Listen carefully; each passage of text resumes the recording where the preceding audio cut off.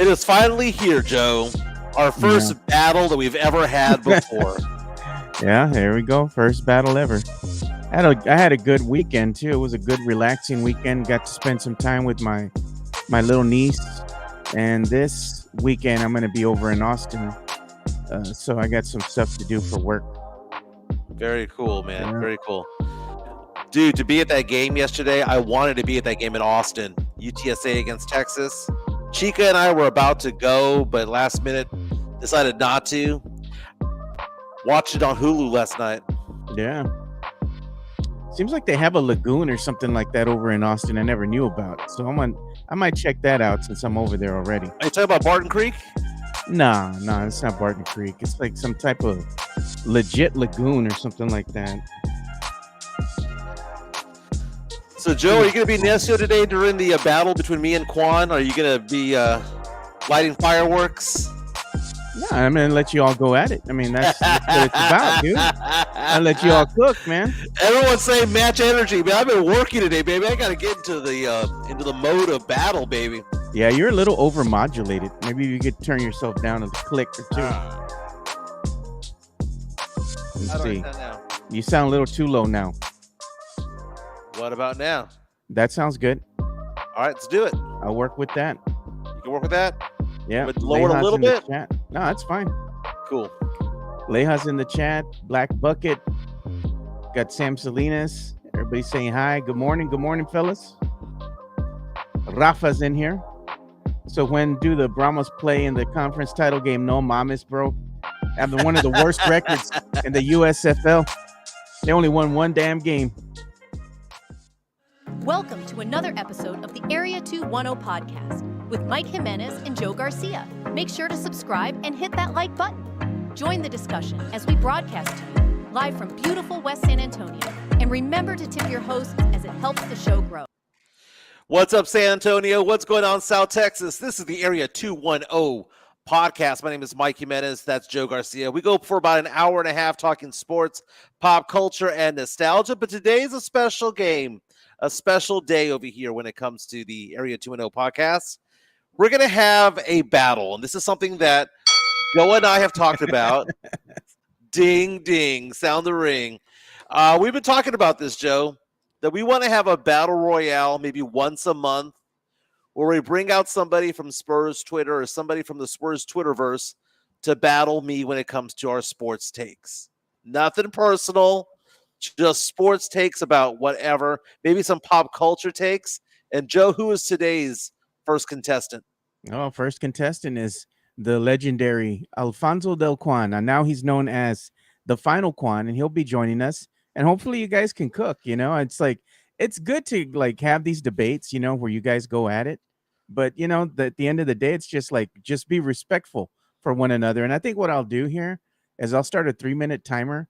And at the end of the last, when you're coming up on that last minute, I'll play that timer music. So you know you have your last minute. It's coming up there. And then to signify that we have reached the end of your time, you'll hear the air horn. And that means it's time for the other person to cook. Well, 3 minutes might be a little long for a take, man. But we've got to keep it a little bit more condensed than that. But I think, yeah, we could do within 3 minutes. That should be perfect. I think a minute is going to be, it's going to not be enough. Okay. All right, you're setting the rules. Okay, I'll play by whatever rules you set. And by the way, he'll be in at 10:30, by the way. So in about 25 minutes, he'll be in. People already asking me the question, did I buy this shirt at Target yesterday? No. I've had this in my closet for a while. I typically wear it to UTSA football games. And why am I wearing it, Joe? It's because apparently UTSA is a baseball school beating the crap out of the Texas Longhorns back-to-back games, advancing to the Super Regional for the first time in school history. What is a Super Regional in college baseball, in the College Baseball World Series type of thing? It's the Sweet 16. There's 16 teams left, and UTSA advances. I believe we play UCLA next in LA. Yeah, UCLA. Very so let me get this right, Mike. Today, you're always skirting the fence of UTSA or Texas State, right? I and get today, you're a UTSA fan. I get to ride or die with both, baby. I went to both schools. Went to both schools for 2 years. What can I say? I get to ride the maroon and gold. Man. I get to ride the orange and blue. Hey, man, I paid the tuition for both. Why not? But the fact of the matter is that it was an amazing weekend for the UTSA Roadrunners baseball team. You and I have joked in the past how that field that they play on is basically a Little League park, and it's true. I showed my girlfriend, who, by the way, cheers for UT. Last night we're watching the game. She cheered for UT. Her son, also here, graduated from UT. Chica's from Austin. They are UT fans, so we were a house divided last night. But the joke out of last night from Chica was, hey, is UTSA going to have to sell any sausage and brisket plates to have enough money to go to LA to take on UCLA? That is brutal. Apparently, we had enough gas money to go from San Antonio to Austin. But that program, Joe, I mean, I don't know if you watch the baseball field, Mike. We've seen it. Dude, the baseball field is worse than the high school fields in San Antonio. The little league around the corner has better facilities, bro. Little league parks have better facilities, have better places to sit. You go along the sidelines, there are no seats. There are no seats beyond the fence. It's just a backstop with about, I don't know, seating for 300 people maybe. How much do they charge? Is $10 a ticket, something like that? Yeah, I mean, basically you sit on your own cooler or you bring your own blanket to go to UTSA baseball games. We moved up in conferences, by the way. We're not in Conference USA anymore. We're in the American Athletic Conference, and because of that, we need to be treated as such. I mean, we're not a Power 4, Power 5 conference, but we're right below. But guess what, Joe? The number 1 team, Vanderbilt, out. The number 2 team, Texas, out. Dude, LSU is on the brink right now. All these small schools like Wright State who took out Vanderbilt.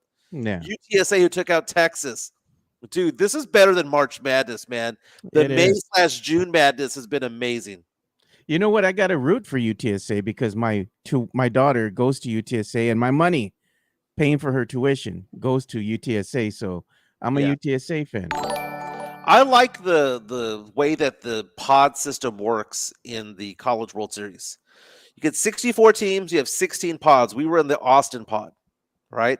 The Austin pod had UT, which was the home team, the number 1 seed. UTSA was the 2 seed. You had a Houston, not Houston Cougars, but you had a Houston Christian, I believe is what it was. And then you had Kansas State. And basically, it's a double elimination type of thing.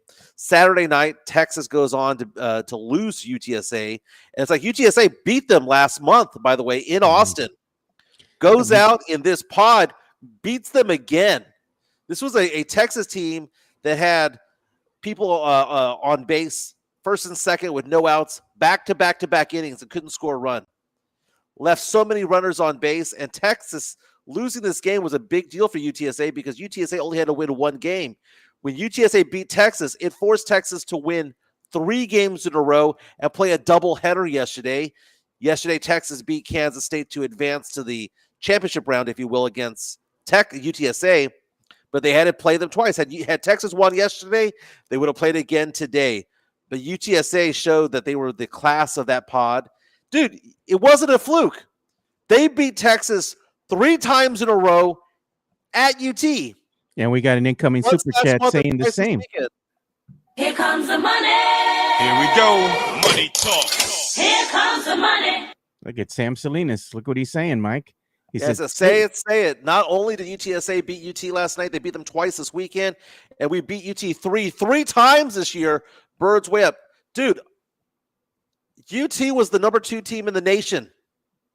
UTSA beating them once. Hey, man, baseball's baseball. Sometimes you have hot pitching. Sometimes the bats are clicking, and it's baseball.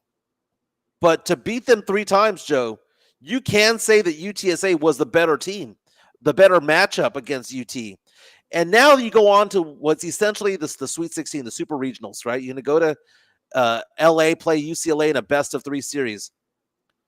The confidence that UTSA has right now, knowing that they beat the second-ranked team on the road 3 times in a row, do you think they're going to be intimidated by UCLA? UCLA isn't even as highly ranked as UT. They are ranked, but if you look at the RPI, UTSA was considered to be the 25th best team entering this tournament. And just last weekend, by the way, were considered to be 100-1 odds to win it all. But UTSA is on fire right now. They're doing very, very, very well. Tex-Mex Frank reaches out and says, props to Mike for breaking down the UTSA win like a pro. That catch in the 5th inning by the center fielder. I don't know if you saw that, Joe. UTSA jumped out to a lead. Texas looks like they were going to roar back a little bit. There was a shot to center right. The center fielder laid out.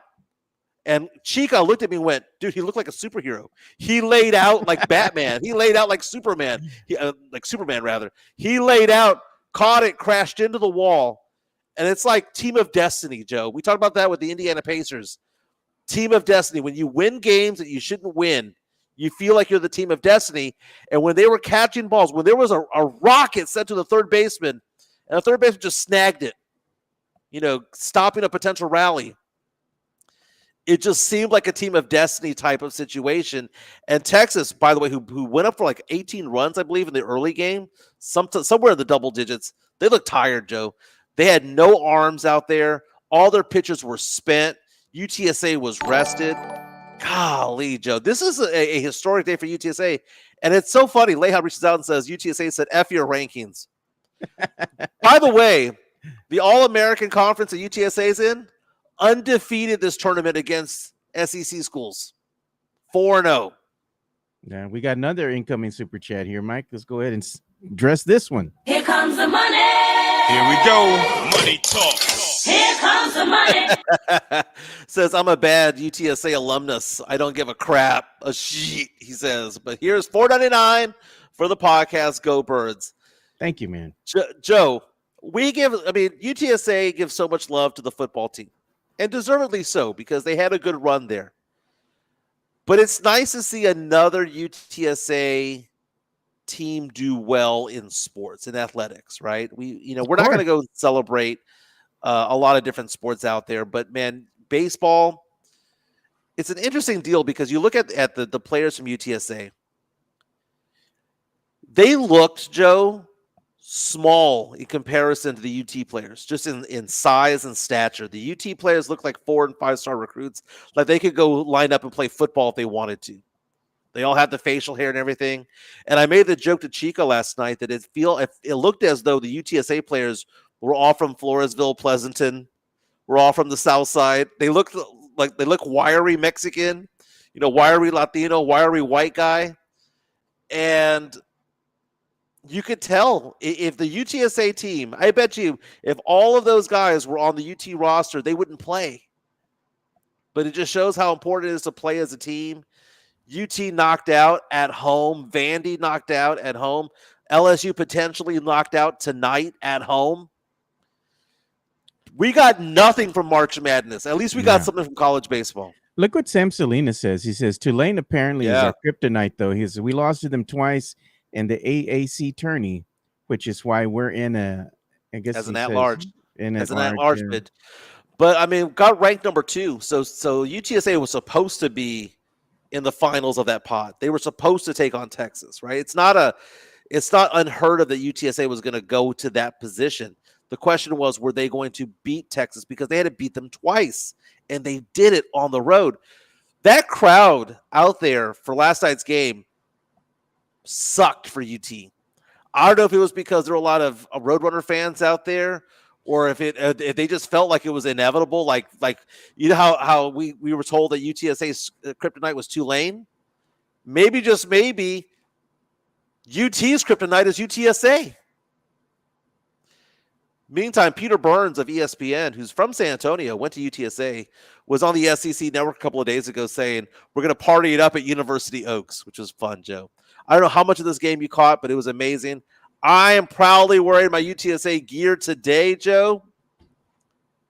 And I'll be in studio tomorrow and Wednesday. Proudly wearing the UTSA gear. I never seen you wear a UTSA anything. Dude, every going time, back to last year, bro. When I throw down the fireball at UTSA football games, I wear the orange and blue. I never seen it. Alex Noriega reaches out to us on our YouTube stream, which, by the way, is powered by MCS General Contracting, saying it's Birds Up Monday. Go Runners. If they can take down number 2 Texas, they can definitely take down number 15 UCLA. Got to fly out there to LA to play, baby. Matt Lerma's in the house saying, what's up, Vatos? What's up, Matt?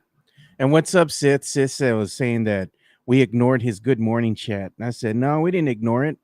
I'm sorry if I missed it, but we appreciate you tuning in and watching, Sith. Sith's always a contributor to the show as well. Yeah. Whoo, Joe, I have not been so excited watching college baseball in a long, long time. But again, congratulations to UTSA. What a historic day for the city of San Antonio, for the UTSA Roadrunner program. Again, basically making it to the Sweet 16, which is a super regional. Outstanding. They're playing with house money at this point, Joe. With house money at this point. Best of 3 series. They've got some good arms. They've got a good middle reliever and a good closer. They've got some – Joe – you have we have Quan joining the stream here already, a little bit early. Already. Okay, so let's talk about this, Joe. We'll bring Quan in. Quan, what's going on, man? Good morning. He's a little bit early. What's going on, my man? There he is. What's up, fellas? What's up, the man, the myth, the legend, Quan Wick, the final Quan in the house. What's going on, my man? Welcome. Dude, I dig the glasses. Thanks for having me on the 2-1 Ho podcast. That's funny he says that because Leia was just telling me what's the over under before Quan says ho. Leia, you win the bet, bro. Yeah. Thanks for having me on. I had to come show myself after I was called a pain in the ass, bro. So here I am. I'm happy to chat it up, bro. Okay. So side, bro. You know what's funny, Quan, is that clip, Mike was like, oh, this guy Quan or whatever. And I was like, the funny thing is like I was the one sticking up for Quan. And I'm like, hey, Quan's been a big contributor to Spurs Twitter, man. And I'm gonna let you know something else. Okay, first of all, I know who Quan is, right? But when somebody mentioned you the other day, gonna be honest with you, kind of was thinking of somebody else. So you caught a stray, is what I'm saying. Sounds like it. Now here's the thing. I can tell you who I was thinking of, but then that's gonna start a whole new Twitterverse thing. Don't go down that rabbit hole, bro. You know how. Now here's the thing. Twitter's toxic as F, dude. It's horrible, man. I'm seeing all these comments come in. You guys move quick with all this. That's the first hoe of the game. There it is. Yeah. Hey, bro, that's right. We got a lot of drama in the Spurs Twitterverse. I love every second of it. Most of the time, I just want everybody to know I'm sitting here with my phone in my hand laughing at all of you. You do not bother me, not a little bit. You're all clowns. You're all hoes. And I'm ready to get this show going, boys. All right. So, Joe, tell us the rules. Joe, tell us the rules, because we've gone back and forth with Quan about how we're going to handle this a little bit, right? Yeah. So basically, it's a debate format. Okay, it's not going to be Screaming A. Smith and Skip Bayless back in the day. When one talks, the other one, will absorb it. The other one will we'll be polite about it, right? But we'll get the takes in. So here's the thing. Before we go on to this, a good friend of mine was asking about this debate between me and you, Quan, and was like, you do realize that this is like the Spider-Man meme where they're pointing at each other, right? Hey, at least I've got a Spider-Man suit on, bro. That's all I got. Oh, look at this. Sam Selena says Quan looks like he's ready to cook. Mike looks scared. Wait. 1 second. Take me off screen. Take me off screen, Joe. Take me off screen. That was quick. Oh, he's going to have to go ahead and change or something. He's going to get something ready. I already know him. He's going to go and put on some fight attire or something like that. But the rules of the thing are the debate. Here, bro. The rules of the debate are I'm going to give you guys 3 minutes each to talk because Mike was like a minute. And I'm like, a minute's not enough time. So we're going to do 3 minutes, you and him going back and forth. And you'll know that we reached the end because you're going to hear the air horn. And that's okay. Now it's time for the other person to go ahead and talk. And we'll just go ahead and do it that way. So we're going to try to be as fair as we can for you and Mike. And the Mike's not allowed to interrupt you during your 3 minutes. Your 3 minute rant, Mike. I'm going to mute your mic if he tries to come in here and bother Quan because we're going to be respectful. I had to do a costume change, baby. I had to take off the UTSA gear. Get ready, baby. It's got to suit up. Hey, got to suit up. the wardrobe department at the 210 podcast is live today. All right. So who has the honors of asking the first question, Joe? Well, I'm going to go ahead and do it like this. You and Quan have both been very, very, very vocal when it comes to what the Spurs needed to do, right?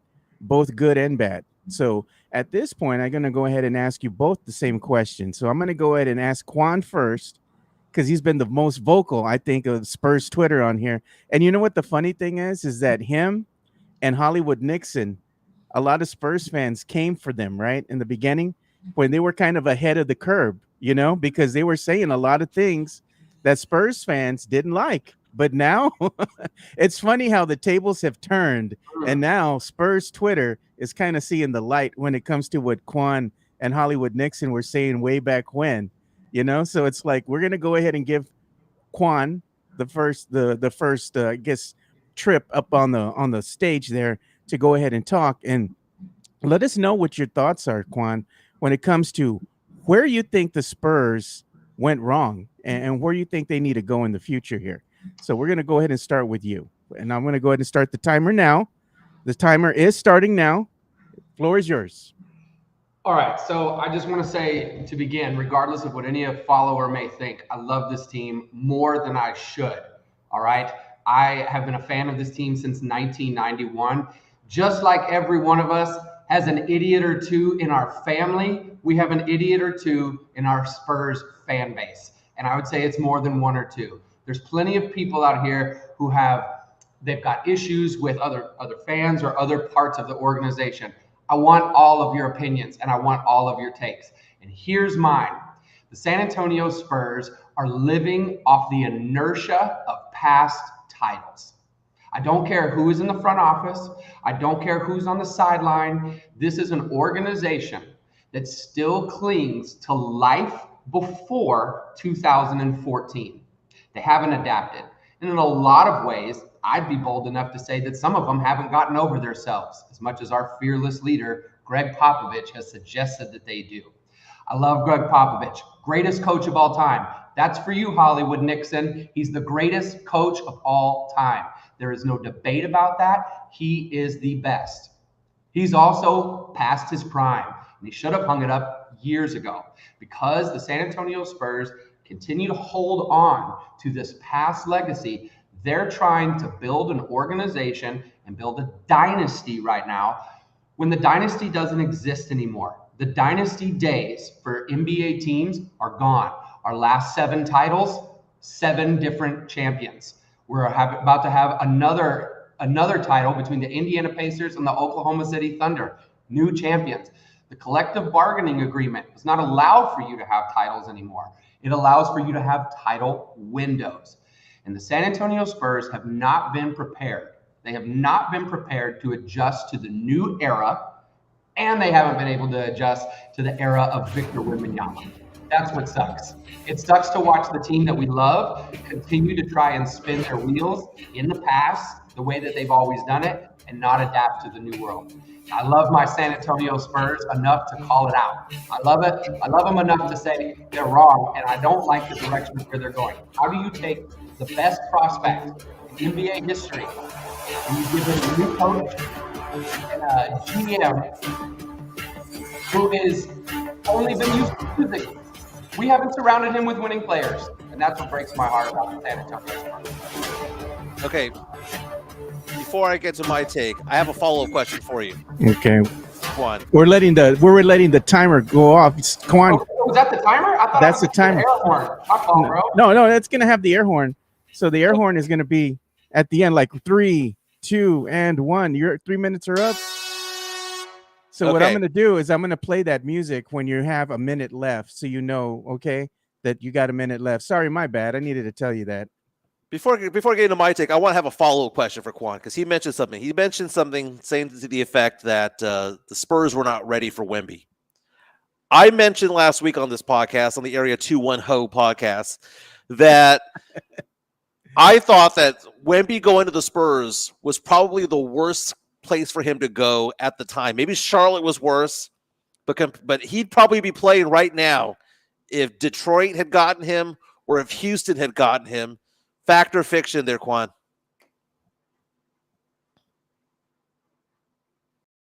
We lost your audio. We lost your audio. There, Sorry, I think you're good now. I had a mute on. If ifs and buts were candies and nuts, we'd all have a Merry Christmas, bro. It's tough to say. I have a hard time saying that it's like the worst place for him to go. I don't think it's the worst place for him to go. I just don't think the Spurs are managing it. Mike, I'd like to read you a tweet. There was a young man named The Final Quan on X who once said in March 31st, 2023. Mike, that was 2 years ago. Joe, that was 2 years ago. This is what this young man said. The Spurs are not ready to land Victor Wembanyama. I don't think they are prepared to do what is necessary, to build a team fitting for that level of talent. They'll have a mess on their hands if they get him. I tweeted that before they even got the number 1 pick. And where are we today? Okay. Boys? You guys, I understand people don't like us, Mike, but don't fault me whenever I start preaching the gospel. No. I agree. If you can start by 2 or 3 minutes, first of all, I love the fact that you said what you said. Okay. There was somebody, I believe it was Sith Elias, saying, "Oh, look, Michael's fallen in love with this take," because I fell in love with about 80% of it. Okay. First and foremost, when I say that it was a bad situation for Victor Wembanyama, it was at the time. It was back in May of 2023, June of 2023. It was a bad situation for him. It is getting better, and it's trending the right way. And I hate the fact that I'm saying stay the course, because I have not been a stay the course kind of guy. I have been part of Team F them picks for so long. But that all changed a couple of weeks ago when the Spurs got the number 2 pick, and we now have Dylan Harper in our eyes, right? It's going to happen, right? It's going to happen. All right, Mike, you ready? Here's your 3 minutes. So here we go.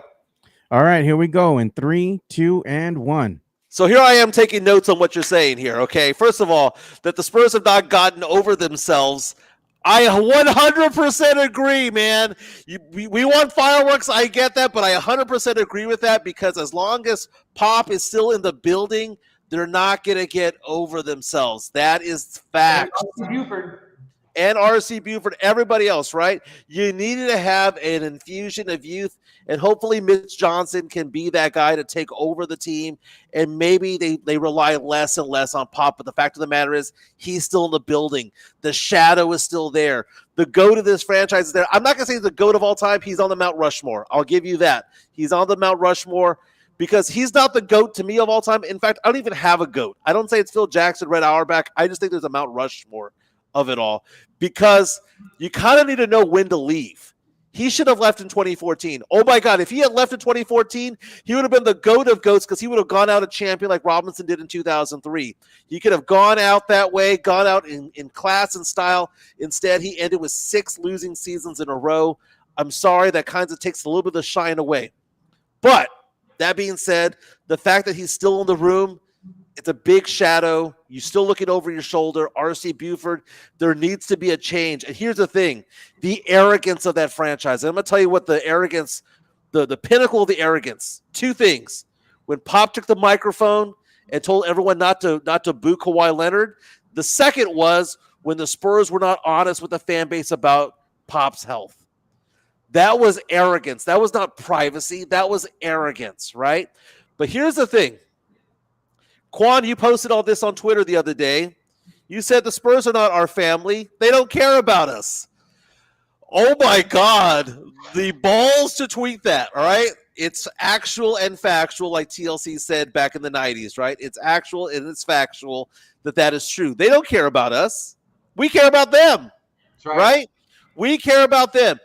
The 2 most arrogant franchises state of Texas happen to be the Dallas Cowboys and the San Antonio Spurs, because like Quan says, we look back at 2014, we look back at 07, 05, 03, and 99, and we still live in that. The Cowboys are still living in the 90s titles, right? And Spurs fans are starting to talk like Cowboy fan. Well, how many titles do you got? Well, crap, dude, are we going to have this conversation in 2040, right? Here's the thing. At the end of the day, the Spurs are on the right path right now. and whatever direction that they go in, whether it be go get Giannis, who by the way is now according to Shams Charania open now to other teams. Now that he uses the phrase that they're open, the Spurs can go that direction. The Spurs can go the direction of having Dylan Harper, but I disagree with one thing about Quan. Time's up, Mike. You said on Twitter, well, it's going to be my question for him. The one thing I disagree with is that you said on Twitter, if I read this correctly, that you don't want Dylan Harper starting in front of Stephon Castle or playing together somehow, some way. Please explain how that, what your thinking is with that. Yeah, so I'm very much in the camp of trading your pick away. I don't think that that's a good environment to have Wemby. I think it makes us look cheap. I'm very much against like this whole we need to build slowly. No, I mean, we've got a 7'4". Some people are saying he's 7'6", 7'7" now. I don't care how great he is. He's a 7'6" dude with feet that might go at any weekend. He's played 2 years. He hasn't played a full season in either year. He's supposed to be the defensive player of the year, but he hasn't met the threshold yet. Your title window is closing. You have to maximize this as much as you want. So I'm very much against that. I'm very much involved in the whole trade your pick. If there's a way to get Giannis, I'm going to get Giannis. He's an MVP caliber player. What are we doing trying to talk ourselves out of this? It doesn't make any sense to me. My argument to your point that I was talking about, I fully believe in the 3-guard lineup. I love the 3-guard lineup. I play a 3-guard lineup in where I coach at right now. Granted, totally different dynamic. I do not coach in the NBA, but I love 3-guard lineups because it makes your offense dynamically interchangeable. It makes you to where if defense takes away one thing, you're not giving anything up. However, you got to have the right 3 guards. And I think that there is a scenario where De'Aaron Fox, Dylan Harper, and Steph Castle can play together on the court at the same time. I think we're getting a little too big for our britches when we start saying that a number 2 overall pick who played in Rutgers, that everybody is just projecting. He hasn't done it. He hasn't performed. His dad was a role player. Like, I'm not trying to hate on Big Ron, but his dad was a role player. He was a 5-time champ. 5-time champ coming, started a few of those, came off the bench. They might have cross-matched a few times. Like, let's call a spade here, bro. Steph Castle just went out and won the Rookie of the Year. He won it over 3 people who had been picked ahead of him. You could sit here and say, oh, there was an injury.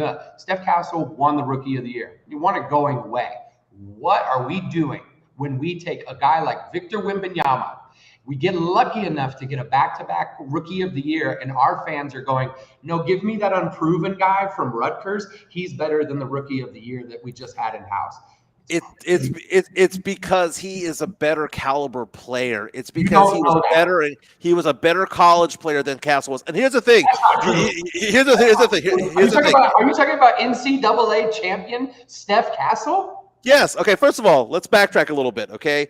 Stephon Castle. I was singing his praises, saying that I wanted the Spurs to get him in the December prior to the NBA draft.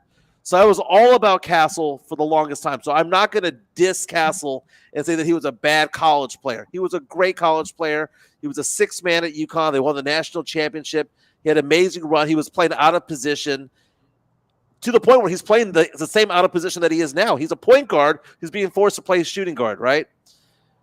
But Dylan Harper has better shooting ability. He has a little bit more refined of a game at this stage of the game. Right now, Castle's better than Harper. What it looks like to me is that Harper might have a higher ceiling. This is a great problem to have. It's like, oh my God, we have 2 players who have high ceilings. That's amazing. Not when you have Wemby. I don't want ceilings. I want floors when you have Wemby. I need guys who are doing it now. Okay. Now let me ask you this. We Joe and I debate this the entire time. Is Wemby in fact a generational player? Yes. That's silly. I mean, he's there's never been anything like him. There's never been anything like him. Okay, then now let me ask you one other question. You mentioned a 3-guard set. You mentioned a 3-guard set, right? Let's say that we don't get Giannis, right? We don't get Giannis, and we have a set out there with Fox, Castle, and Harper, right? Would you be supportive? Because this is my take for the longest time. Would you be supportive of Mitch Johnson looking at Wemby and going, dude, you're 7'6" now? We saw this when they gave Castle the Rookie of the Year award, and they had that photo of the four of them, and Duncan didn't go up to Wemby's chin. He's 7'6" now. He's up there. At some point, are you supportive of Mitch Johnson looking at Wemby and going, get your ass down low? Get your ass down low. Why are you shooting 8 or 9 3-pointers a game? Get your ass down low. Should Mitch Johnson do that, yes or no? No, absolutely not. And you know why this is? Here's the shocking thing that people have not understood in our fan base with our new player who is a franchise cornerstone, who is the best prospect in NBA history. I'm going to give everybody a little secret. Wemby's not a center. Wemby is a small forward. The way that this guy moves, the way that he handles the ball, the way that he moves on the perimeter, he is not a center. Defensively, he plays like a center. Offensively, he's not that. That is why he is the greatest prospect in NBA history. Not because he's a 7'6" center. It's because we've never seen anything like this dude before. This hoe runs back and forth, front and back, baseline to baseline in like 4 steps. And he can guard a number of people. I'm not saying go put him out there on Ja Morant and let him, guard him full court. I'm saying this guy moves different. Now he's got big feet. We have to worry about those feet. He's got big ankles and big knees. We have to worry about that stuff. He moves like a small forward.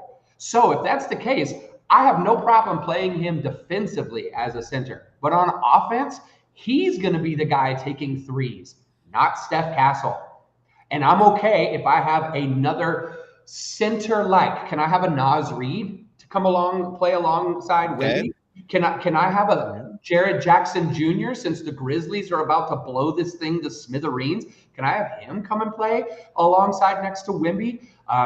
Can I have a Giannis come play next to Wemby? Like, these are the prototypes that would go better with a 3-guard lineup. Give me 2 big rim protectors.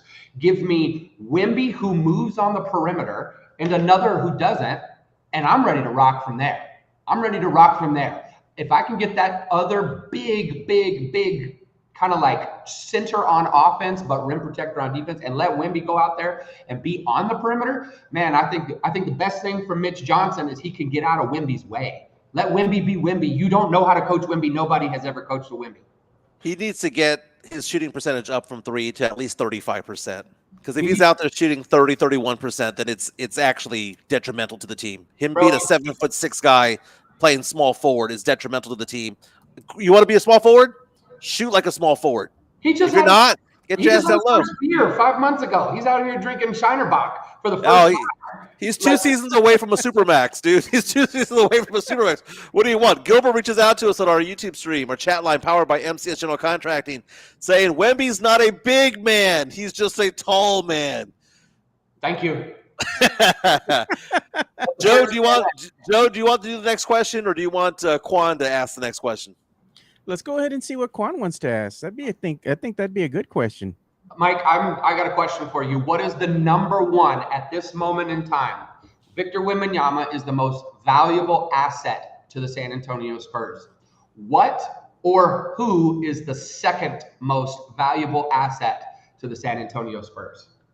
As of right now? As of today, where we sit on June 2nd in the 2025th year of our Lord. Okay, first of all, I like the way that you phrase it like Mike Taylor. We love it. I would say that probably the second biggest member of the Spurs team right now. Or asset. Or pick. You're not going to like it. I'm going to go off and say Dylan Harper. I'm going to say it's that number 2 pick. Who doesn't play for the San Antonio Spurs, right? Well, when I say Dylan Harper, I'm saying it's a number 2 pick because that could be used one of 2 ways. He could be that on the court itself or because it's tradable. That's the second biggest aspect thing that we have in our tool, because De'Aaron Fox is expensive if you want to trade. It's also a bad look if the Spurs got rid of him, right? So the second biggest asset is the number 2 pick, whether he's on the court or not on the court, or he's tradable. I would disagree with you. I fully believe with all my heart it's Stephon Castle. I think Stephon Castle elevated himself to be the number 2 most important asset. I think whatever the Spurs do right now have to be centered around Wemby and Steph moving forward. I put him ahead of that, and I would be hard pressed to give up Castle in a deal for Giannis. Well, here's the thing, though, man. If you told the Milwaukee Bucks, hey, we're gonna trade, we want to get Giannis, right? But you can only have one of the two, Castle or the number 2 pick, Dylan Harper. They would probably take Dylan Harper. Good. That helps me because I'm getting a 30-year-old MVP in his prime, and I'm keeping 2 back-to-back Rookie of the Years. Good. Take that. Let me ask you. Go run with Ron Harper into the sunset. Now he didn't say good correctly, Joe. Tell him how we say good on this podcast. When something bad happens, like Brett Favre being diagnosed with, was it Parkinson's? Mike goes, good. Because he's a jackass. So we like to say the word good. All right, good. Let him I'm not a big fan of Caitlin Clark. She has a quad injury, out 2 to 3 weeks. Good. Jeez, Clark slander's crazy, bro. So let me ask you this. I had this big old debate with somebody on Spurs Twitter this past weekend. They were asking, like, I showed the GIF from Bugs Bunny back in the day when he struck out 3 people in a row, and I said that's the Spurs in 2022. Struck out on three draft picks. Blake Wesley's going to be out. Malachi Branham is going to be out, and Jeremy Sohan. Joe, what's the word that we use? What? Gone. What's his name going to be? Gone. I honestly believe that this is the final year of Jeremy Sohan on the Spurs roster. I believe because he's going to be a restricted free agent next year, someone's going to give him an offer he can't refuse, and the Spurs won't match. Your thoughts? We really want to talk like the Spurs don't have a problem drafting players. Do we need to mention Lucas Chamanich? Do we need to mention? Can we say his name? Josh. Hello. It didn't matter if he flashed anyone or not. That dude wasn't going to be good. They took him with what number pick? Are we crazy here? Yeah. Look, I like Jeremy Sohan. I like his Swiss Army knife capabilities. Mm-hmm. Bye. He ain't worth 20 mil. I'm sorry, what? I said he ain't worth 20 mil. Bro, I don't know that he's worth his rookie contract. I'm sorry. Yeah. If you're not 7 foot tall, like you don't get to just run around here and dye your hair cool colors and wear, really cool shoes and not be able. Dude couldn't hit the water if he fell out of a boat. Like, you can't be that bad at shooting. And I see these videos circulating, and now I'm going to get on a soapbox here. I see these videos circulating. Wow, looks like Jeremy Sohan missed a shot. No, the team, the San Antonio Spurs, that wanted to prioritize development for their guys, drafted a guy who couldn't shoot, drafted a guy who couldn't hit open shots, and then let Chip England walk to the Oklahoma City Thunder, who, oh, by the way, they're in the NBA Finals next week. So this is not a team that really wanted to develop Jeremy Sohan. They drafted him. They set him up for failure to begin with. I mean, hey, dude, you've never played point guard before. Hey, we're not putting a point guard around Victor Wembanyama. How about you go play point guard, Jeremy Sohan? And what did we see? The softest tank in the history of sports. This was a joke what they did to this guy. They drafted him. They set him up for failure. And now, dude, you got to hit the road. Not everybody can come along for the ride. I think Sohan is out. I think Keldon's been gone, but because he yells after he dunks. Now, Quan, do you know what my favorite take on Spurs Twitter is? My favorite take is it's the one that makes me want to bang my head on the wall, right? Bang my head on the table. Well, if the Spurs hadn't gotten Samanic, and if the Spurs hadn't gotten Primo, and if the Spurs hadn't whiffed on Sohan, we wouldn't have gotten Wemby. It's fine. Because you know what I would give up? Oh, for Wemby? A title. So Joe and I have this theory that Brian Wright is a very good drafter when he has no other option. Like the number 1 pick in 2023, best player on the board was what? Was Wemby, obviously, right? 2024, it was Stephon Castle. Every other team would have chosen Stephon Castle at 4 also. Every other team would have chosen Wemby at number 1. But when it comes to like, hey, you got to make a decision at 14, you got to make a decision at 9 or 11, the dude whiffs every time. Yeah, I mean, there's worse options than taking Dylan Harper at number 2. Like, I would prefer to trade the pick for Giannis Antetokounmpo. I'd give up additional assets. If that were me, that's what I would do. But if it falls back to where, well, we're going to end up taking the pick at number 2, yeah, I mean, it doesn't take a rocket scientist to take Dylan Harper at number 2. I'm fine with that. I'm going to ask you all a question. About number 14 and what they do with number 14. Because, again, they can't keep surrounding Victor Wembanyama with projects. And if you're going to draft at 2 and at 14, you better nail those picks. I'm has a history of nailing those picks. Yeah. I want to ask you both the question, you and Quan. Oh, go ahead. The question that I'm going to ask you, and we're going to start with you, Mike, is the consensus is with the Spurs being healthy this coming season, right? You're going to have a healthy Wemby. You're going to have a healthy Fox. Hopefully, you're going to go ahead and get a Dylan Harper, that number 2 pick, healthy Castle. You're going to have a healthy Harrison Barnes, and everybody coming in the season. Looks like a good, decent team that's going to make a decent run. The consensus that Spurs fans have had here is it's going to be play in or bust. Oh, with the healthy team, we're going to make the play in. No, my fact, the way that I see things here is it's either playoffs or bust. Let's go ahead and go with you, Mike, because we've talked about this on the show. If the Spurs don't make the playoffs this season, is it a failed season? Go.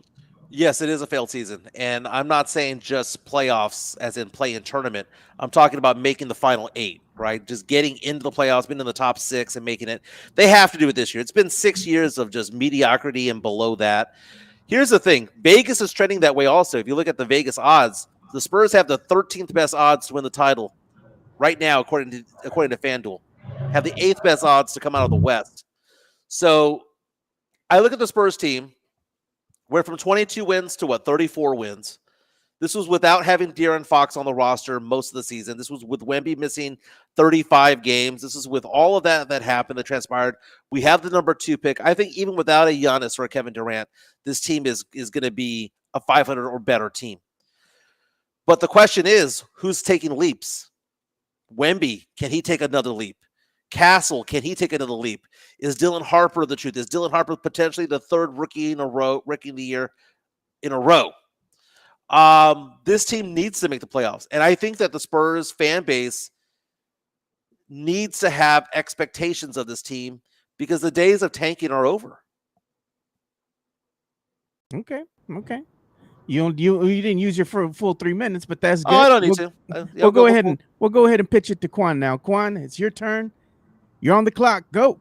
Yeah. So the playoffs. I mean, you kind of either gotta go or get off the crapper here a little bit because we've been sitting here for a while. We've been waiting in this window. But the problem that we have for a group of people like our fan base who doesn't want to skip steps. We sure do want to skip a lot of steps whenever it comes from the playoffs.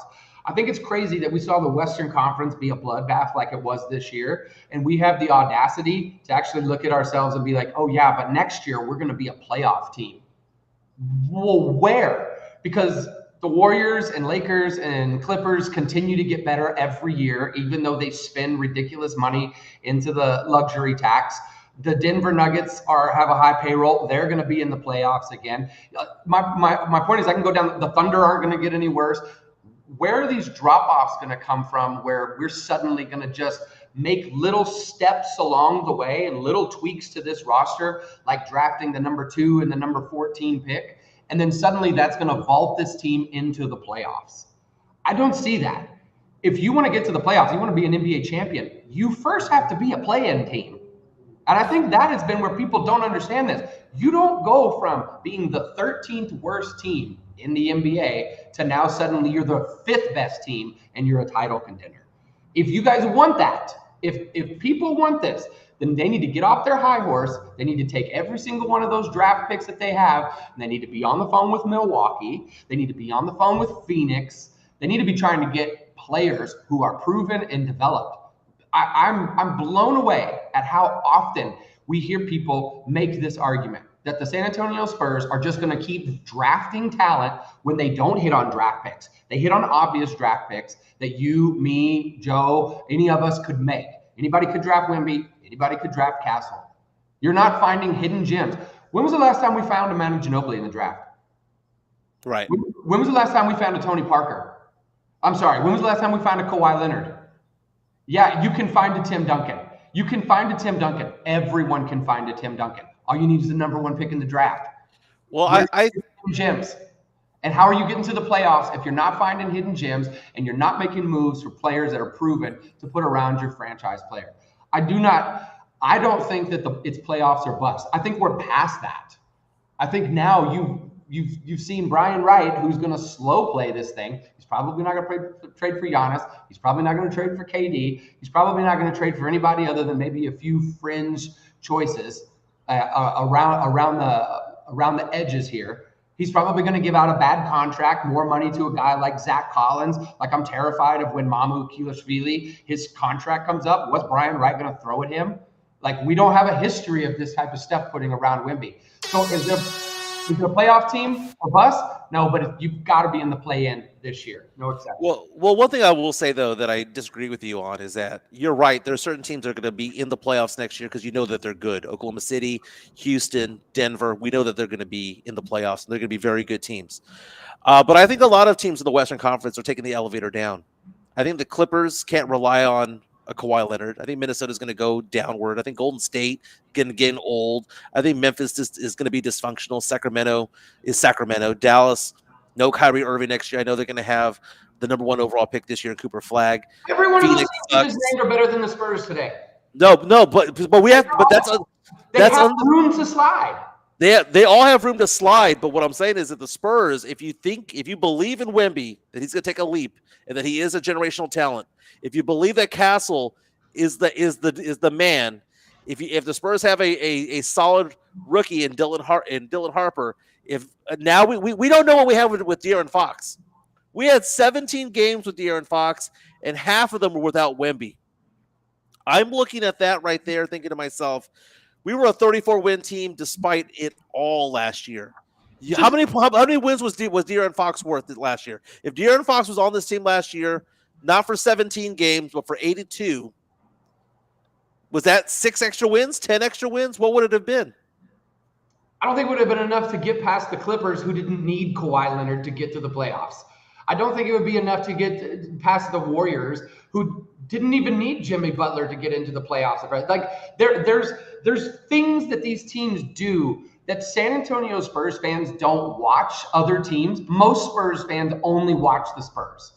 And so they don't realize that when the Dallas Mavericks trade away Luka Doncic in the worst trade in NBA history, no one's arguing that the Dallas Mavericks are still a better team than the San Antonio Spurs. There's no lies detected. They don't realize that the number 1 team that I hate the most, my biggest rival, are those idiots from Houston. And if you live in Houston, I'm sorry for you. You should leave. But Houston people, that Houston Rockets team that I hated the first time that I saw the Dream cook David Robinson in his MVP campaign. I was at Game 5 that year as a little kid, and that broke my spirit. I've hated the Houston Rockets ever since then. They're still better than the San Antonio Spurs. Well, the Rockets have a lot of talent there, man. Colin Reed reached out to us on our chat powered by MCS General Contracting saying, in all caps, Fox had a broken finger, a healthy season. Full season of Fox and Wemby is 100% contender. Fine. A full season of Fox. Are they still better than the Rockets? No. Are they still better than the Clippers? No. Are they still better than the Nuggets? No. Are they better than the Thunder? No. Are they better than the Mavs? Probably not. Because I could say the same thing. Well, if Kyrie didn't tear his ACL, like if ifs and buts were candies and nuts, we'd all have a Merry Christmas. We're not the only team that is trying to get better. We are not the only team that had injuries. That's part of the game. And we have to watch teams other than the San Antonio Spurs. Let me ask. Can I ask a question, Go Joe? ahead. Go ask a question. Okay, so Joe. So Quan, we have debated this back and forth, me and Joe, over the past few months about how Castle got better because he went to the school of Chris Paul, the same school that we saw SGA go through. SGA played with Chris Paul for 1 season, got to rub off of him, got to have the corporate knowledge. He's now an all-star. He's now a superstar. He's now an MVP. Does Wemby need to have that mentor on the court? Because we're looking at the possibility of getting a Kevin Durant. You have mentioned earlier that Wemby is not a center. He is a small forward, that he plays a lot like who? like Kevin Durant, then why not get Kevin Durant on this team as opposed to a Giannis to teach Wemby how to be that type of player, no different than Chris Paul mentoring Stephon Castle? Your thoughts? Yeah, there's more than one way to skin a cat, and I'm all, for skinning cats. I'm not a fan of cats. But I would say in the realm of, like, if you can get an MVP in his prime, which that's what Giannis is, he is an MVP candidate. If you can get him, you move heaven and earth to get him. Okay, what do you do if it takes, I have so many people, it takes two to tango. You don't know what Brian Wright's saying. What if Brian Wright's trying to offer everything and Milwaukee won't do it and all this kind of stuff? Shut up. If you want him, you'll go overpay. And there's a friend that I follow on here, Austin DeBose, and he was the first person I ever heard to mention the Spurs are going to have to pay the Wemby tax. Any team that you call and make a trade with, they're going to tax you extra because it's Wemby. So you better be prepared to pay a little bit more than market value just because nobody wants to help the Spurs who got Wemby. All that said, you don't want to go trade for Giannis? Fine. KD is going to be cheaper. He's older. You could probably keep the number 2 pick and Steph Castle. There is a world where you could probably throw, this is what I would do, you'd probably throw Keldon Johnson, the number 14 pick, maybe a little piece of salary filler in here, and maybe another first down the road that has some protections on it. You get two first round picks, 2 young players. Let's call it Keldon Johnson and Malachi Branham. You call Phoenix, who is in cap hell, who has no draft picks. They don't have they don't have any type of assets. You tack on a couple extra seconds, maybe 3 or 4 at the end, which the Spurs have been hoarding for years. They're not getting anything out of their second round draft picks anyways. We haven't found our Draymond Green in the second round. We haven't found our Jokic in the second round. So they're not getting anything out of those. I would just maybe overpay a little bit for KD because KD is one of the few players that Wemby respects. That list probably is about 3 names short. It probably has KD, which is a little bit irrational, but he would still respect what KD has to give him. I think it's Giannis, and I do think it is Nikola Jokic. I think those are 3 players that could push and challenge Wemby.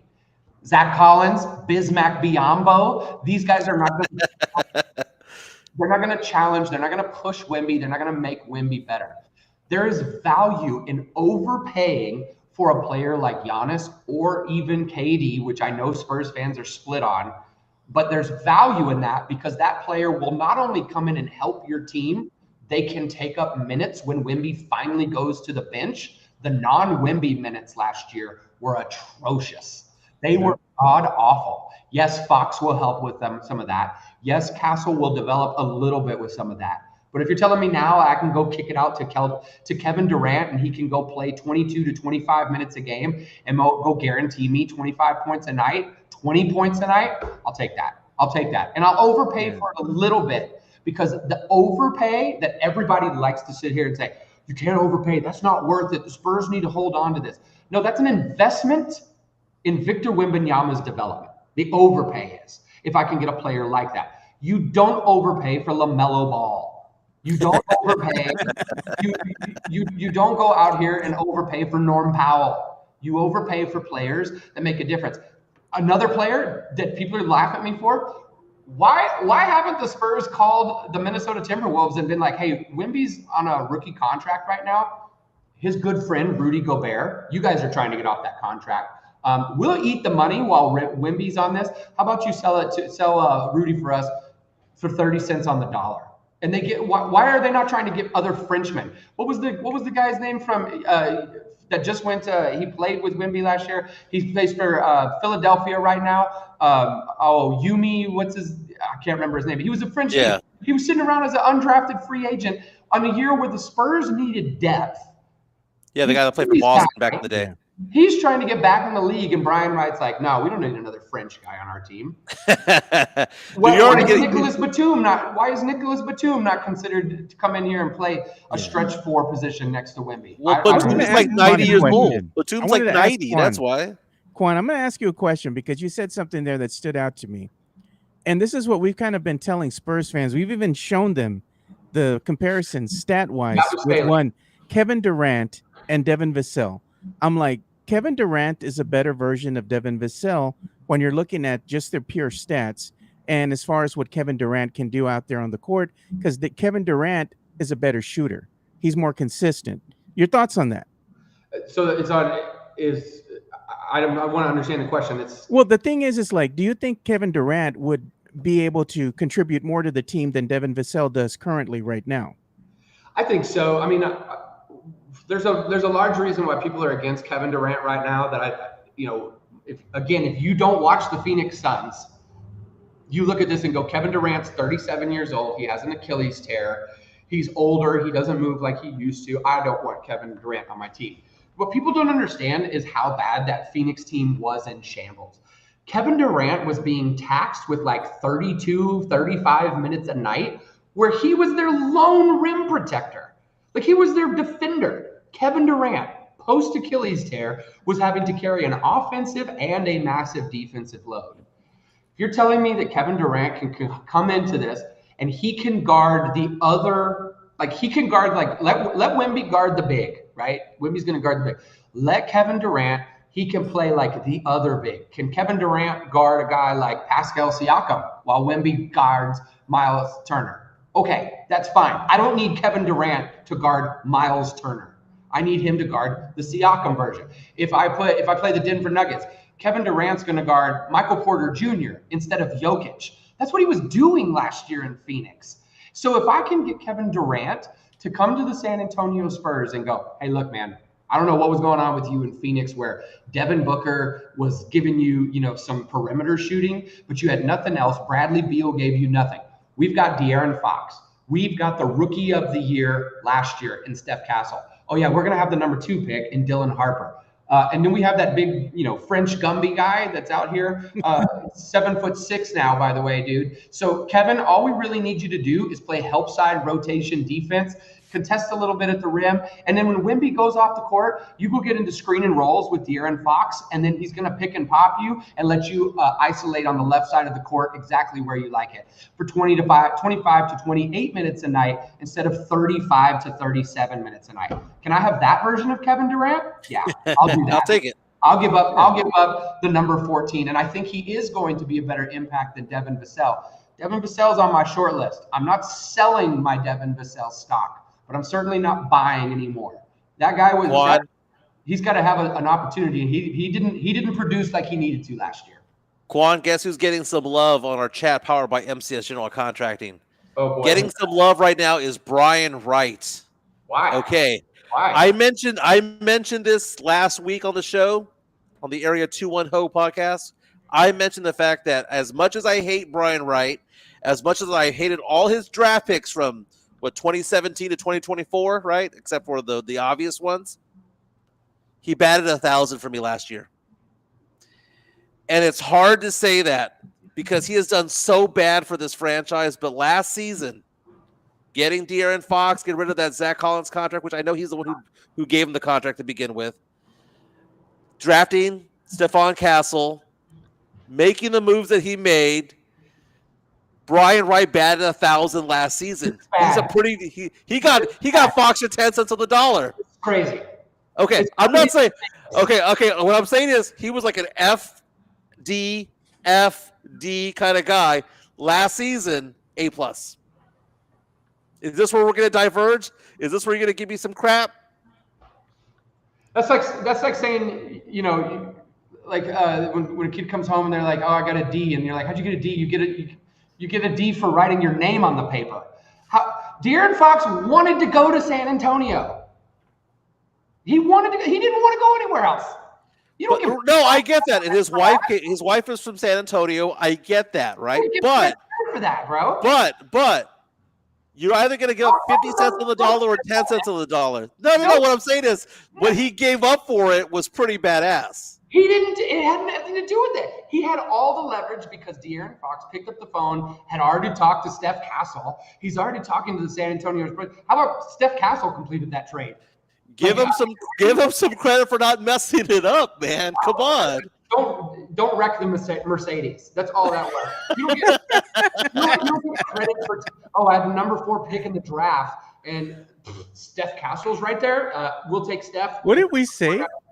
Mike, with Quan, this is funny because me and Mike have both said that Brian Wright, his feet should be held to the fire when it comes to how well he's going to draft moving forward, because he made obvious picks when it came to Wemby, when it came to Castle, you know? Yeah, don't do that. Don't sit here, Mike, and go give this man flowers for doing what he was supposed to do.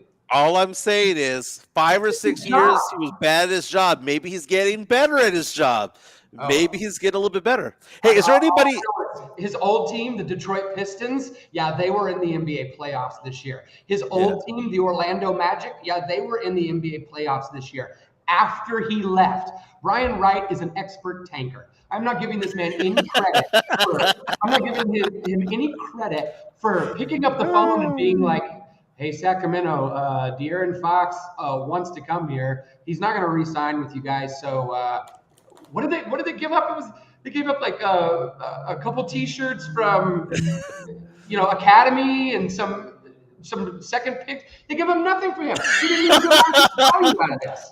Brian Wright, High Man reaches out and says Brian Wright is on auto pick. You don't even show up, Otto. Okay, so my next question for you is 4 words. In Mitch we trust? Hell no. This is a setup to fire him in 18 months. He's set up to fire him. Okay, please explain. 18 months. Yeah, no, look, great opportunity for Mitch. I wish him the best. All of us who are Spurs fans, we've got to sit here and support this guy, right? That's what we have to do. He's our coach. He's in uniform. I saw those ATOs that he drew up, man. I saw those rotations. This is not a serious. You can't sit here and tell me that in one breath you want to be serious about winning with Victor Wembanyama and you want to have conversation. You think Giannis is like, oh, thanks, you guys. 2 years ago I was in a title window. Now I need to go play with a first-time head coach who's unproven. That signed me up. Now, this is going to be 2 years of this organization trying to get out of the mud, trying to redefine themselves, find a new identity. I'm going to say somewhere around 2/3 of this roster needs to be turned over. Respectfully, love some of these guys. You're going to have a few holdovers. Guys like Julian Champagnie, who are on, non-guaranteed deals. They're going to stick around. They're going to stick around longer than people realize. Guys are going to stick around like Mamu, and they're going to be here because of their contract stuff. But you're not going to get new talent coming in here from Mitch Johnson. They're going to dance around. They're going to fumble this around. And then in like 18 months, they're going to have to fire him because he's underperforming. And then they have to bring in a good coach. I do want to say, I think it's crazy. It is crazy how many coaches are available right now and with winning backgrounds. Malone was let go for a reason.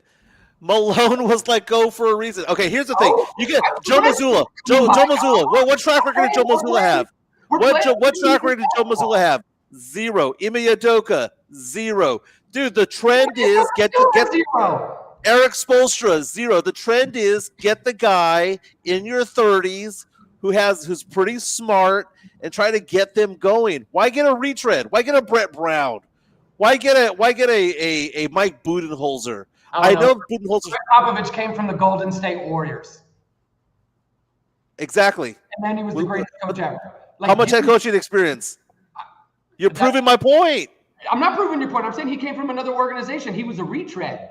Why Mike Malone just proved that he can win a title with an MVP caliber player. You know what Doc Rivers proved that he couldn't do with Giannis? So we're telling me that Mike Malone can't come over here and win with Wemby, but Mitch Johnson, who I don't know that I'd take top 10 in a pickup ball game, I'm going to have him come over here and you now go coach Wemby. Why? I saw what you did last year. I wouldn't. Hey, I blame Pop for all this because Pop should have left a long time ago. Okay, first of all, I was called an ageist by James Pledger of San Antonio Sports Star because even years ago, I was saying you do not draft Wemby and have Pop next to him.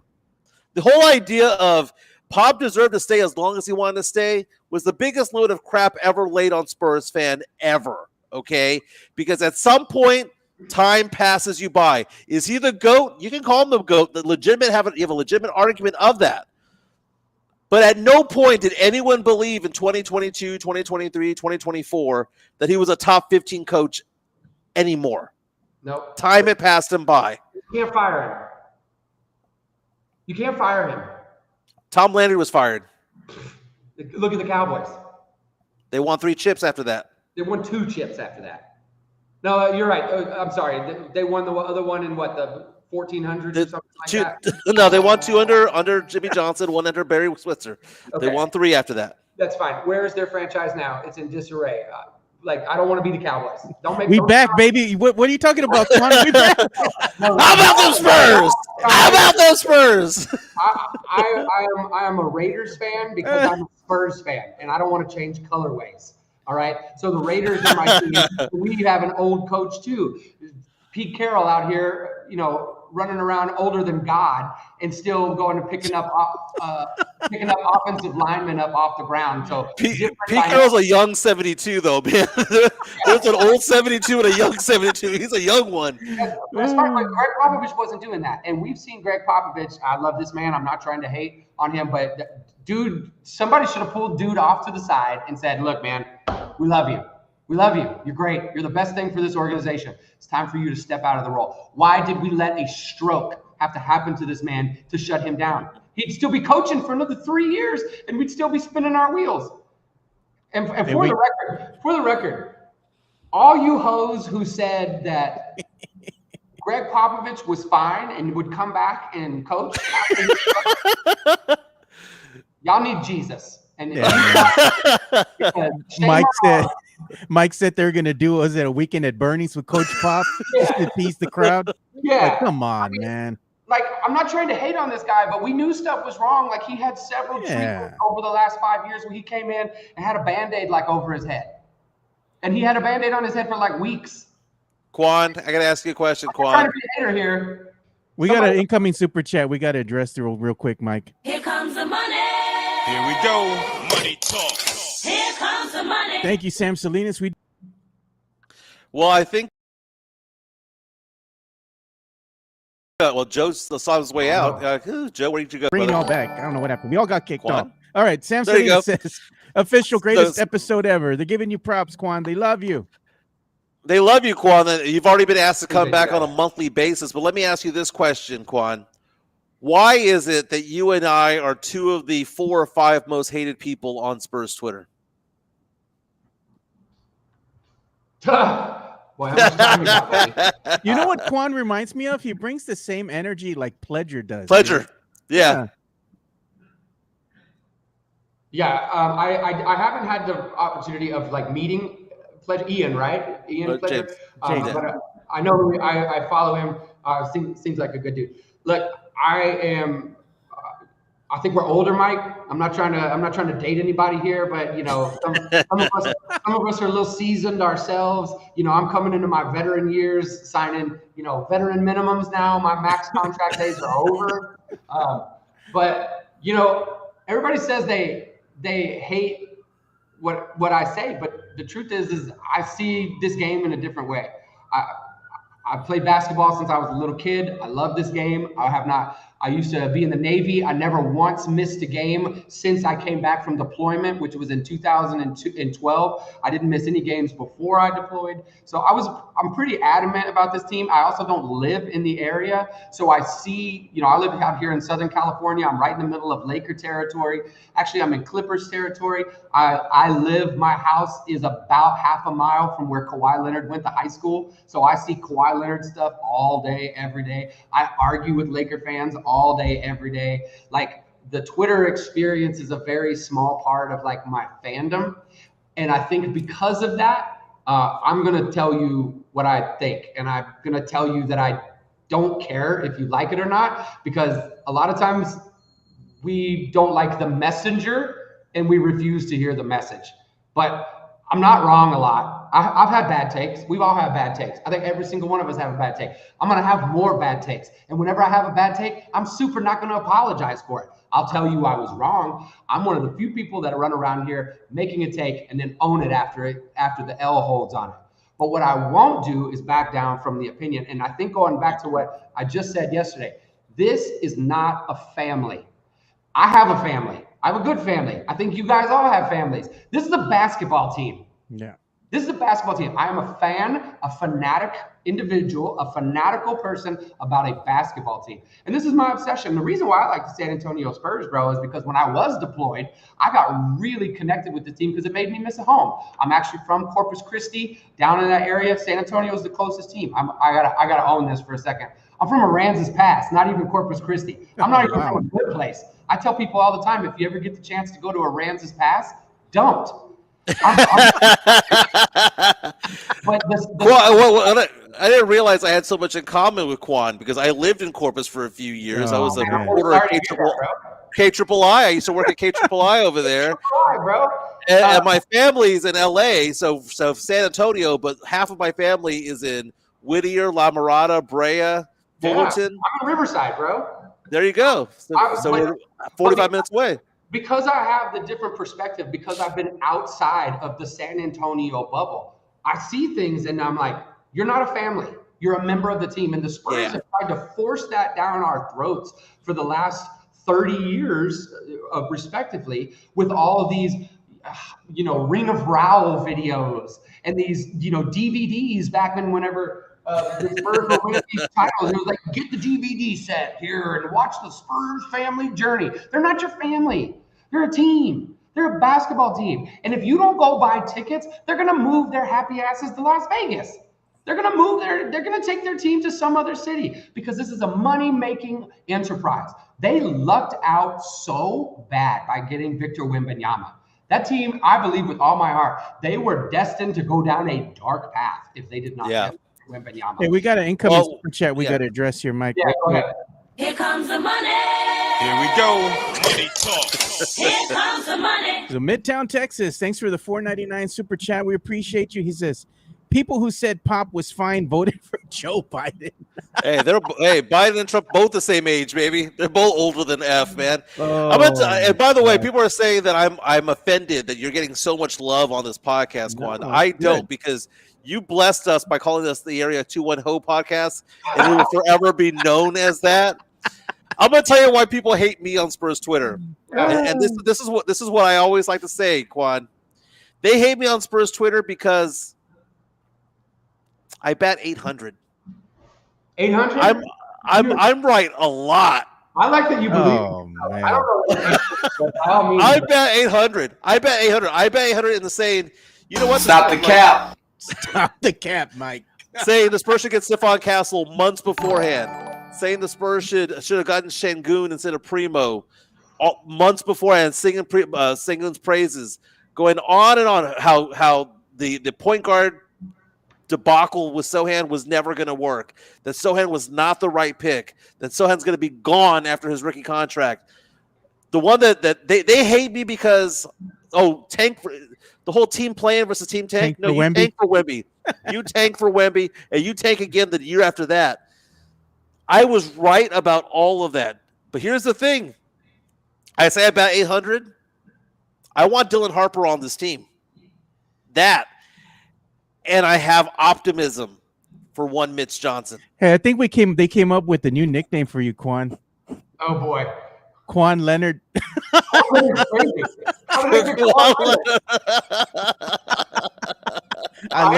didn't betray the Spurs. That was the other take that I had, that maybe just maybe Kawhi left because of the Spurs. Maybe, I mean, you really want me to open up my Kawhi Leonard perspective on this? It's been a few years. First off, I was banned on my last account, and a large reason was because of arguing about things like Kawhi Leonard and Josh Primo, which is one of the reasons why they're not a fan of me. I am super not on the San Antonio Spurs side when it comes to Kawhi Leonard. Now, I will boo that hoe until Jesus comes back. But I am not here to take the San Antonio Spurs side. They handled that wrong. Right. They ruined their relationship with their superstar player. And they let that little Frenchie Tony Parker run his mouth And he did everything he could to get Kawhi Leonard out of town. How did nobody snatch little dude up by the neck, go throw him into a locker room? How was nobody duct taping Manu Ginobili's mouth shut and being like, hey, old guys, stop running our new talent out of town? Exactly. It was arrogance. It was arrogance. Yeah. And by the way, and Parker, and for those who are like, Parker would never do that. Parker was banging his teammate's wife. Yeah, Come on, man. Let's not pretend he gets the halo. And one other angle about this. I don't understand why Spurs fans who were so angry at Kawhi Leonard for his leg hurting. Oh, my leg. And yeah, he faked it. Fine. He was sitting out. Why are those same people the same people that want the Spurs to tank? Let him tank with Kawhi Leonard if he's hurt. That's what they were doing. But now suddenly we got to have we're pearl clutching. Oh, now we have to tank because that's the right basketball decision. No, the San Antonio Spurs, all of them, they ran Kawhi Leonard out of town. They ran him out of town. And little Frenchie, Tony Parker, he was the first one to do it. They made Spurs fan turn on Kawhi. By them speaking out, they made Spurs fan turn on Kawhi. And the whole city hated him. Uncle Dennis, once he saw Tony Parker go out there and be vocal, he was like, you know what? We done. We're out. That was green light. All he needed was that. Then he had a reason. And I'm sorry. Look, you cannot treat all players different. You cannot treat all players the same in this era. Oh, yeah. No. We think everyone is going to be Tim Duncan. They're not. That's what made Tim Duncan so special. Right. You do Tim Duncan a disservice when you want other players to be like Tim Duncan, because no one will ever be another Tim Duncan. You have to learn how to cater to these superstars. We got another incoming super chat we got to address here. Thank you so much for that $5 super chat. Here comes the money. Here we go.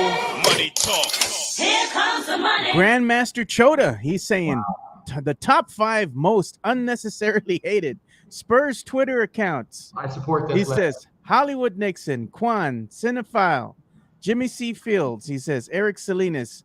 He goes, make Quan an in-season regular. We might just have to do that. I like Quan's energy, man. Hey, look, we're hated, but people still continue to get back on this train. I was banned on my last account, and then I rebuilt this whole following back up here. Like, y'all not bothering me. I tweet for myself. I think I'm great on Twitter. If you don't like it, that's your own fault.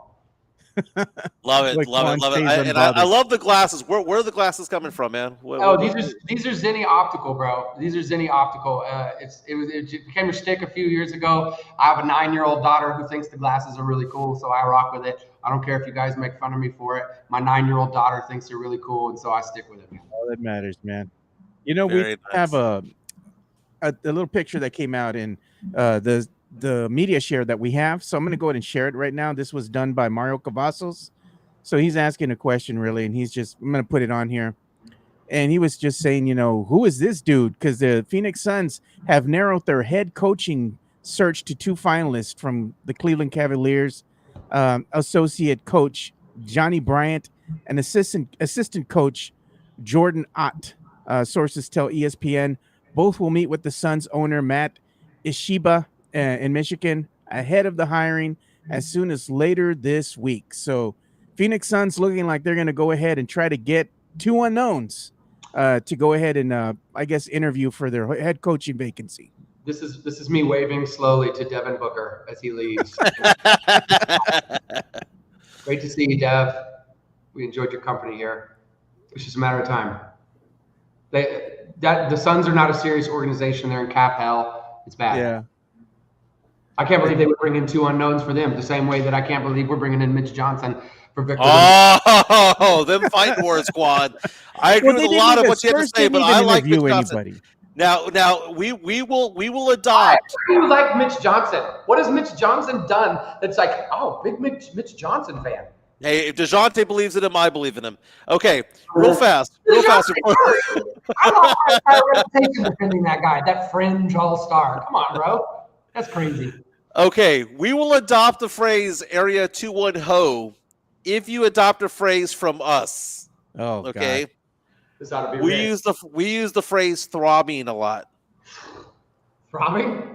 If a player is on fire, shooting 8 for 9 from 3, they're throbbing. Okay. Oh, And the reason it goes back to my days Why? in high school. I don't hear Joe agreeing with you. It sounds like you use the word throbbing. You use that word, bro. My friends and I back in the day, we played video games like NBA Jam and all that stuff back in the day. And if you notice that whenever the player got on fire, the star underneath the player started to pulsate. And we'd always say, he's throbbing. He's throbbing. Look at Quan. So will you hell adopt no. throbbing as an adjective for when a player's on fire? Like if Champagne goes 8 for 10 from 3, he was throbbing last night. I don't think I can commit to that. I feel like Yeah, bro. No one can.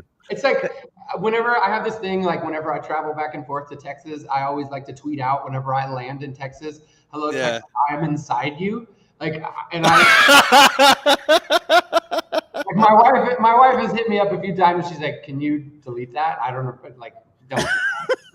Okay. Will you adopt? Robin, bro. Will you? That's great. We adopt any of the nicknames we have for the Spurs. Okay, Joe? What is Harrison Barnes' nickname? Harrison Barnes' nickname is the Toyota Corolla of the team. He ain't sexy by any means, but it's gonna start every time and it's gonna get you home. I can respect that. I've called him Barney in the past, so go for it. Barney dinosaur because he was in Sacramento, but I like that better. He's the Toyota Corolla of the team. We call Julius Campani cardio. We call him cardio because Exactly. there's some games where he's out there for 20 minutes and has 0 points and 0 rebounds and one assist. There was that one game where he had no stats. And I was like, oh, he's getting his Fitbit steps in. He's getting his cardio. He's gonna work out. I want to say this. I think Julian Champagne's got a bigger role to play for the San Antonio Spurs moving forward. I think he's on a great contract. I've been won over to the Julian Champagne train. I'm curious what some of these other nicknames are. VBM, by the way, with a good quote here to end the show real fast. So, Daniel says, says Quan will say right is throbbing if he lands Giannis. Hey, bro, he lands Giannis. I'll give you a singular tweet that references Brian Wright and Mitch Johnson throbbing at the time. Daniel Castro says Jimenez looking at Quan as he's talking about throbbing. Jeez. Quan's probably like, what the hell, dude? I don't know if Quan knows the depth to which our conversations go. Demon Mike sometimes makes an appearance. VBM says pause. Very nice. Yeah. Sam Salinas reaches out to us on our YouTube stream, says we need a Mike pledge and Quan triple threat match. That's how we top today's show. But you know what? It's one of those things we've never seen Pledger and Quan in the same room at the same time. They might be the same person. No, I've gotten that a few times. Oh, really? Yeah. Very. Ian Pledger guy. Yeah. So one day I need to reach out to him. We'll connect. Alamo the Rise comes out and says this show is throbbing. Quan, it was a pleasure today. We were going to wrap things up, but man, thank you so much. You were on longer than we expected. I hope we didn't take you away from work too bad. That's good. But this was a fun show. Joe, any final thoughts? No, I just want to say thanks to Quan for coming and being part of the show. We appreciate you, man, coming in here. Quan was nothing but a really good guest. I really enjoyed having Quan on the show. Phenomenal. Today, man.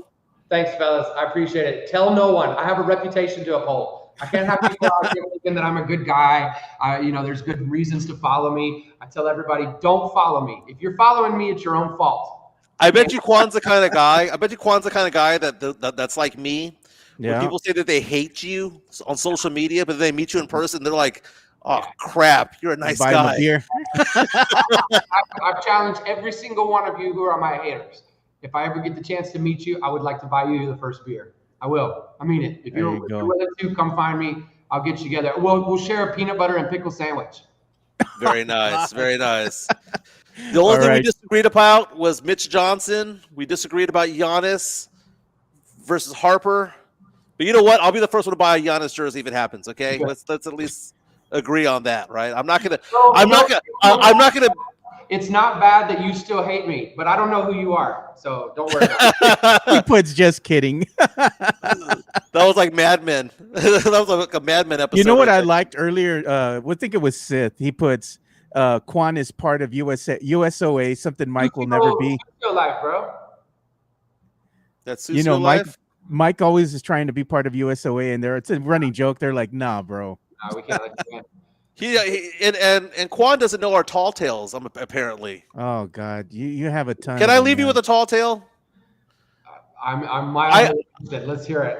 I tell these stories that Don't I believe swear him, Quan. happened, but no one believes. I'll give you a Spurs one. Back in the late '90s, I was working out at Racquetball and Fitness. Pause.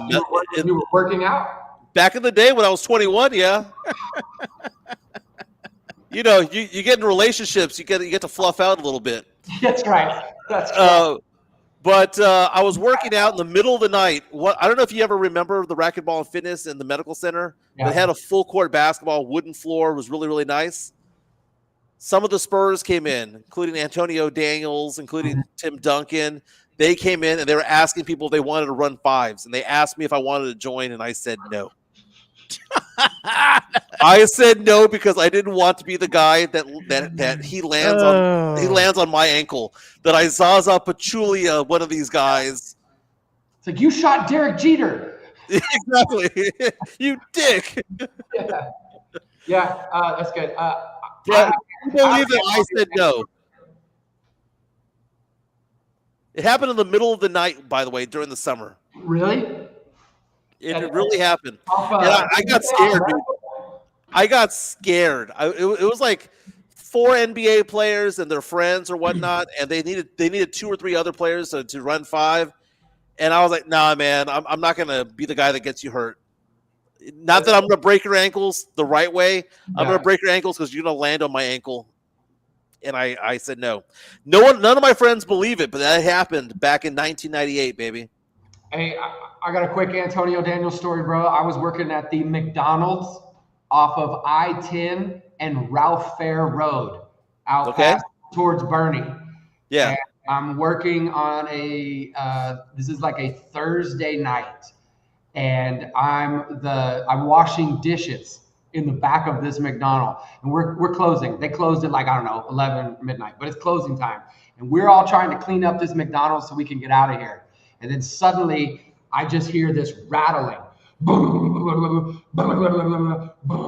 What the hell is this sound?